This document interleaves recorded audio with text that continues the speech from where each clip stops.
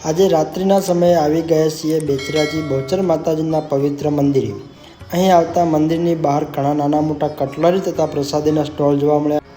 ત્યારબાદ આપણે મંદિરના પરિસરમાં ગયા। અહીં ઘણા શ્રદ્ધાળુઓ આવેલા હતા અને પરિસરમાં માતાજીના સાધના કરી રહ્યા હતા। મંદિરનું પરિસર ખૂબ સુંદર અને રાતનો નજારો એકદમ મનમોહક હતો।